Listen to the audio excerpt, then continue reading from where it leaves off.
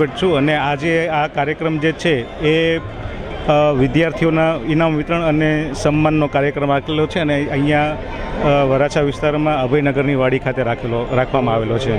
જે આજના કાર્યક્રમની અંદર કેટલા બાળકોને ઇનામ વિતરણ થશે અને આજના કયા કયા મહેમાનો અહીંયા ઉપસ્થિત રહ્યા છે?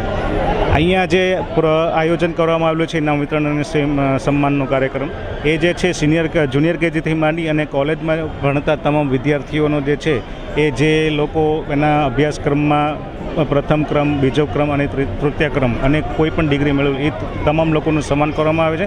અને આ કાર્યક્રમના ભાગરૂપે આ તળપદા કોળી સમાજના જે બધા આગેવાનો, સમાજના પ્રમુખો અને બધા હોદ્દેદારો અહીંયા ઉપસ્થિત થયા છે.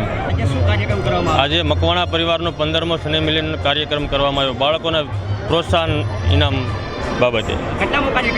15મો સ્નેહ મિલન છે. કઈ જગ્યાએ અને આવનારા હજી કયા કયા કાર્યક્રમ રહેશે?